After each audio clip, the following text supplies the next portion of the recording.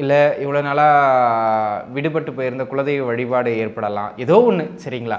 உங்கள் பூர்வீகம் சார்ந்து நல்ல செய்திகள் வந்து சேரும். இப்போ எல்லாருக்கும் சேருமா அப்படின்னு கேட்டிங்கன்னா அங்கே தான் தசாபுக்தி நிற்கும். அன்பு நண்பர்களே, யாருக்கு 9ஆம் இடம் சார்ந்த தசை புக்தி அல்லது 5ஆம் இடம் சார்ந்த தசை புக்தி நடைபெற்று கொண்டிருக்கின்றதோ இந்த பங்குனி மாத காலகட்டத்தில் அவங்களுக்கு உறுதியாக கிடைக்கும். அதை நீங்கள் மறந்துவிடக்கூடாது அப்படிங்கிறத மனதில் வச்சுக்கிடணும் என் நண்பர்களே. இதை பார்த்துக்கிடுங்க.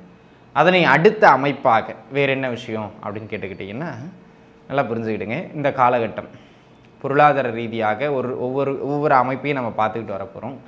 நானும் ட்ரான்ஸ்ஃபருக்கு ட்ரை பண்ணிக்கிட்டு இருக்கேன், எனக்கு கிடச்சிருமா? தசாபுக்தியை பாருங்கள், சிந்தனை கோச்சாரம் கொடுத்துரும், மாறலாம் முயற்சி எடுன்னு சொல்லிட்டு. ஆனால் ரிசல்ட் யார்கிட்ட இருக்குது? தசாபுக்தி கிட்ட தான் இருக்குது. அப்போ தசாபுக்தி ரீதியாக 9ஆம் இடம் சம்பந்தப்படுகின்ற தசாபுக்தியும் நடக்குமானால் உறுதியாக மாற்றங்கள் கிட்டுங்கிறதுல மாற்றம் கிடையாது. நீங்கள் அதை நல்லா உணர்ந்துக்கிடணும் சரிங்களா. அந்த விஷயத்தை அதை பார்த்துக்கிடுங்க. அதனை அடுத்த அமைப்பாக அன்பு நண்பர்களே, இந்த காலகட்டம் வேறு என்ன சிறப்பு மிகுந்த அம்சம் அப்படின்னு கேட்டுக்கிட்டிங்கன்னா, ஒரு சிலருக்கு ப்ரமோஷன்ஸ் கட்டும்.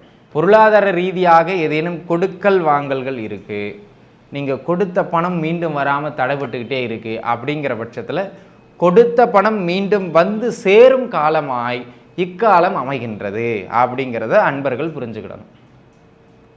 ஜாதக ரீதியாகவும் 2ஆம் இடமோ 9ஆம் இடமோ 11ஆம் இடமோ சம்பந்தப்படுகின்ற தசாபுக்தியும் நடக்குமானால் உறுதியாக வந்து சேர வேண்டிய பணங்கள், பெண்டிங் பேமெண்ட்ஸ், பழைய பாக்கிகள் வந்து சேரும். அதில் எந்த விதமான மாற்றமும் இல்லை சரிங்களா. ஓம் நம சிவாய. தென்னாடுடைய சிவனே போற்றி, எந்நாட்டவர்க்கும் இறைவா போற்றி. எம் தொலைக்காட்சி நேயர்கள் அனைவருக்கும் ஜோதிடர் யோகி ஜெயப்பிரகாஷின் அன்பான வணக்கங்கள்.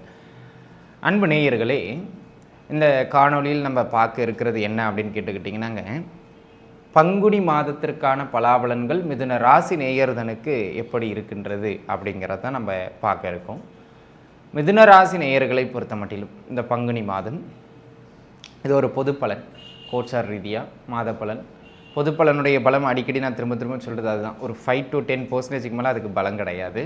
ஆனாலும் உங்கள் சுய ஜாதகத்தை கையில் எடுத்து வச்சுக்கிடுங்க. இந்த சுய ஜாதகத்தில் நான் சொல்கிற தசாபுக்தி நான் சொல்கிற பலனோடு மெர்ஜ் ஆயிடுச்சுன்னா உறுதியாக அந்த பலன்கள் உங்களுக்கு வலுவாக நடைபெறும். மெர்ஜ் ஆகலைன்னா அந்த பலன் நடைபெறாது. 5 பலன் சொல்கிற 2 பலன் தசாபுக்தியோடு ஒத்து போகுதுன்னா அந்த 2 பலனில் உறுதியாக நடக்கும் சரிங்களா. அதில் மாற்றம் கிடையாது, அதை பார்த்துக்கிடுவோம். சரி, இப்போ இந்த புரிதலோடு உங்கள் சுய ஜாதக தசாபுக்தியை கையில் எடுத்து வச்சுக்கிட்டு பலன்களை பாருங்கள். மிதுன ராசி அன்பர்களை,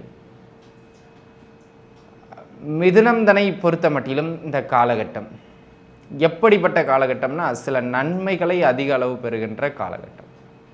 அதில் முதல் நன்மை என்ன அப்படின்னு கேட்டிங்கன்னா, அன்பு நண்பர்களே, பூர்வீகம் அல்லது பூர்வீக சொத்துக்கள் அல்லது பூர்வீகத்திலிருந்து சில நல்ல செய்திகள் வந்து சேரும் காலம் இந்த மாதம்.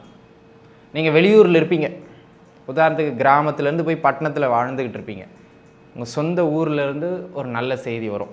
தாத்தா சித்தப்பா இல்லை பெரியப்பா யாராவது ஃபோன் பண்ணாங்க, இந்த நிலத்தை வந்து பிரிச்சிடலாம்னு சொல்லி அப்பா முடிவு எடுத்திருக்காங்க, தாத்தாவோட சொத்தை வந்தீங்கன்னா உங்கள் பங்கு கையெழுத்து போட்டு வாங்கிட்டு போயிடலாம் அப்படிங்கிற மாதிரி கூப்பிடுவாங்க. இல்லை நீண்ட நாளாக போயிட்டு இருந்த பஞ்சாயத்துகளுக்கு ஒரு தீர்ப்பு கிடச்சிடலாம், இல்லை இவ்வளோ நாளாக விடுபட்டு போயிருந்த குலதெய்வ வழிபாடு ஏற்படலாம், ஏதோ ஒன்று சரிங்களா. உங்கள் பூர்வீகம் சார்ந்து நல்ல செய்திகள் வந்து சேரும். இப்போ எல்லாருக்கும் சேருமா அப்படின்னு கேட்டிங்கன்னா அங்கே தான் தசாபுக்தி நிற்கும். அன்பு நண்பர்களே, யாருக்கு 9ஆம் இடம் சார்ந்த தசை புக்தி அல்லது 5ஆம் இடம் சார்ந்த தசை புக்தி நடைபெற்று கொண்டிருக்கின்றதோ இந்த பங்குனி மாத காலகட்டத்தில் அவங்களுக்கு உறுதியாக கிடைக்கும். அதை நீங்கள் மறந்துவிடக்கூடாது அப்படிங்கிறத மனதில் வச்சுக்கிடணும் என் நண்பர்களே. இதை பார்த்துக்கிடுங்க.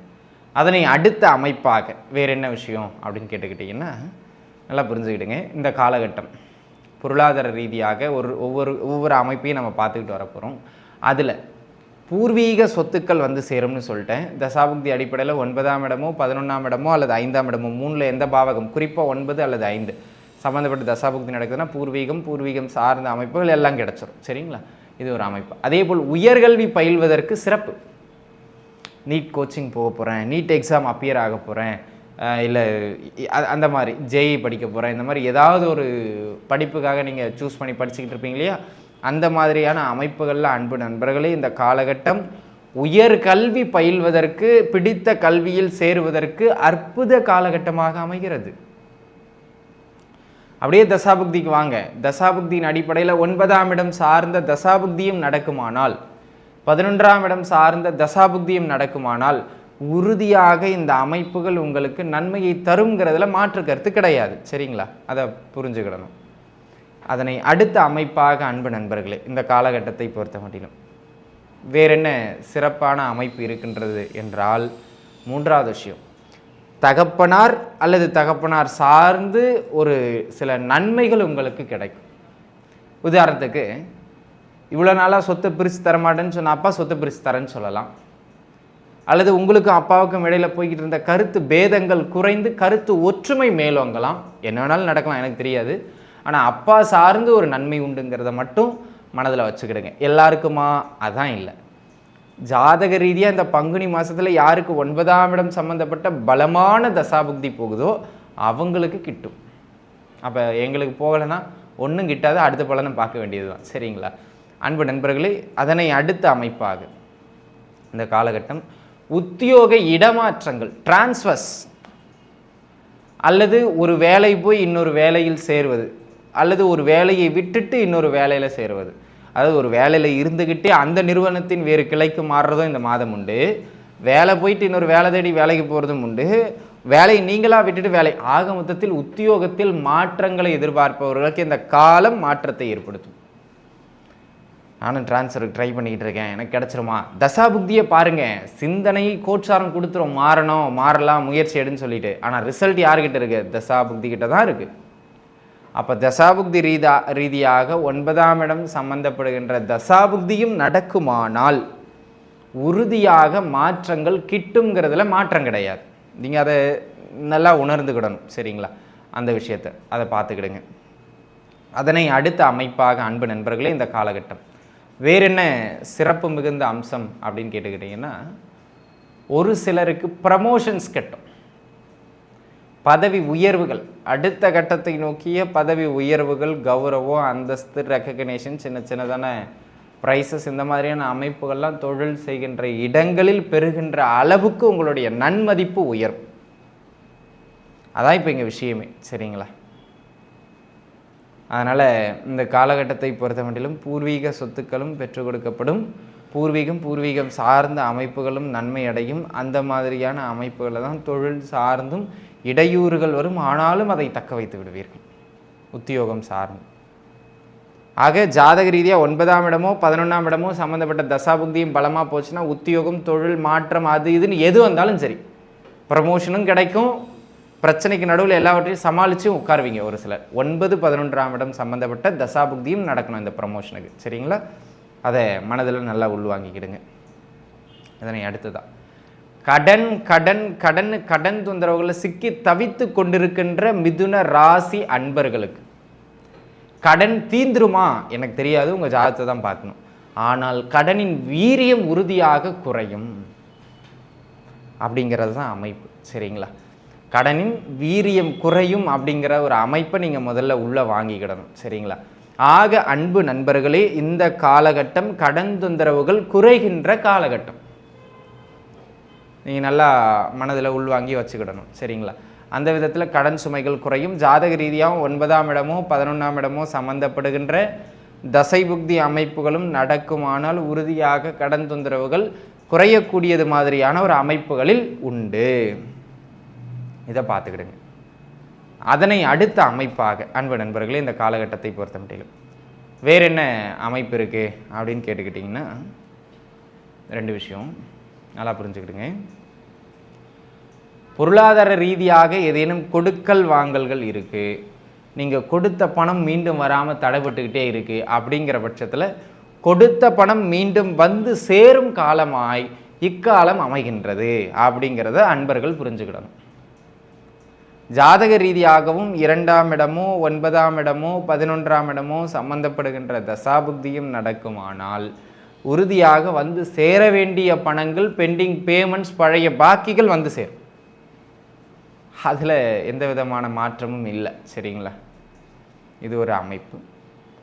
இந்த கௌரவம், அந்தஸ்து, 4 பேருக்கு முன்பாக மதிப்பாக இருத்தல், ஒரு குடும்ப ஃபங்க்ஷன் போகிறாங்க, அப்படியே கொஞ்சம் நல்லா போயிட்டு இறங்கணும், கொஞ்சம் நகை நட்டு போட்டு போகணும், பெண்கள் விரும்புவாங்க இல்லையா, அந்த மாதிரி வேலை செய்கின்ற இடங்களை நம்ம கொஞ்சம் கெத்தாக போய் இருக்கணும், அப்படியே ஒரு நல்ல ஒரு பொசிஷனில் இருக்கணும், 4 பேர் வேலை வாங்குற மாதிரி அப்படி ஆசைப்படுவாங்க இல்லையா ஆண்களும்.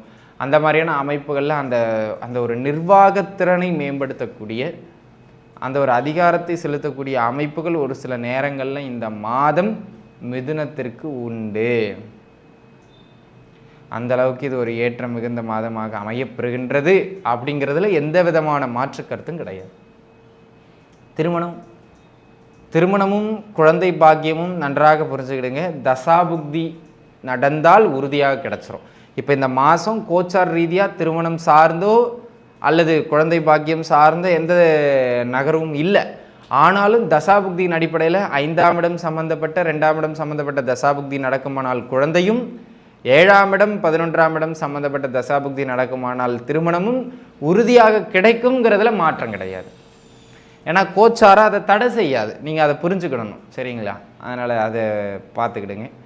அதனை அடுத்த அமைப்பாக அன்பு நண்பர்களே, இந்த காலகட்டத்தை பொறுத்த மட்டிலும் வேற என்ன சிறப்பு அப்படின்னு கேட்டுக்கிட்டிங்கன்னாங்க, சொல்கிற அளவுக்கு பெரிதாக சிறப்புன்னு ஒன்றும் கிடையாது. அப்படியே ஓரளவுக்கு பரவாயில்லைன்னு சொல்லிட்டு மேம்பட்டு நகரக்கூடிய ஒரு அமைப்பு. இந்த கௌரவம், அந்தஸ்து பொது வாழ்க்கையில் இருக்கிறவங்களுக்கு கிடைக்கும். ஒரு நல்ல பாப்புலாரிட்டி கிடைக்கும். அது உங்களுடைய நன்மதிப்பை பிறரின்பால் அதிகப்படுத்தும். பிறருக்கு முன்பாக 9ஆம் இடம் சம்பந்தப்பட்ட தசாபுக்தியும் நடக்குமானால் அது இன்னும் கொஞ்சம் அதிகமாக மாறுவதற்கு வாய்ப்பு மிக மிக மிக அதிகம். அதனை அடுத்ததாக கடன் தொந்தரவுகள் சிக்கி தவிச்சிக்கிட்டு இருக்கவங்க, கமிட்மெண்ட், வட்டி கட்ட முடியல, அது பண்ண முடியல, இது பண்ண முடியல, எக்கனாமிக்கலாக ரொம்ப சஃபர் ஆகிற அப்படின்னு இருக்கவங்களுக்கு இந்த மாதம் அந்த கடன் தொந்தரவுகளை கட்டுப்படுத்தும். அதே போல் தான் நோய் தொந்தரவுகளில் மாட்டிக்கிட்டு இருக்கவங்களுக்கு ஹெல்த் ரிலேட்டடாக நான் நல்லா தான் இருக்கேன் அப்படின்னு சொன்னாலும் எனக்கு கொஞ்சம் கவனமாக இருக்கணும் அப்படின்னு சொல்கிற அளவில் எல்லோருடைய உடல்நிலையும் இருக்கும். அந்த விதத்தில் ஆரோக்கியம் மேம்படுத்தப்படக்கூடிய காலகட்டம். ஹெல்த் இம்ப்ரூவ்மெண்ட் நடக்கும். தசாபுக்தி படியும் 9ஆம் இடம் சார்ந்த தசாபுக்தி அல்லது 5ஆம் இடம் சார்ந்து நடந்ததுன்னா மிக சிறப்பு. ஆக அன்பு நண்பர்களே, இந்த காலகட்டத்தை பொறுத்த மட்டிலும் ஓவராலாக எல்லாவற்றத்திலும் பரவாயில்லை என்று சொல்லக்கூடிய அளவுக்கு ஏற்றங்களை தருகின்ற ஒரு நாளாகவே இந்த நாள், இந்த மாதம், இந்த வருடத்தில் கடைசி மாதம், அந்த ஒவ்வொரு நாளும் அமையும். பங்குனி மாதம் இல்லையா? என்ன இந்த வருஷத்தோட கடைசி மாதம், தமிழ் ஆண்டினுடைய கடைசி மாதம் இந்த பங்குனி. அடுத்து சித்திரை 1 வந்துடும், தமிழ் புத்தாண்டு வந்துடும். அதுக்குள்ளே நம்ம இந்த வருடம் என்னெல்லாம் எடுத்தோமோ இதை கடைபிடிப்போம், அதை கடைபிடிப்போம். அதை கடைபிடிப்பதற்கான மனபலம் இருந்து இவ்வளோ நாள் கடைபிடிச்சவங்க எல்லாருக்கும் வாழ்த்துக்கள். இந்த மாதம் ஓரளவுக்கு நல்ல மாதமாக அமைகின்றது. பெரிதாக சூப்பர்னு சொல்ல முடியலனாலும் பெருசாக எங்கேயும் பின்னடைவு கிடையாது. இங்கே 2 விஷயம்.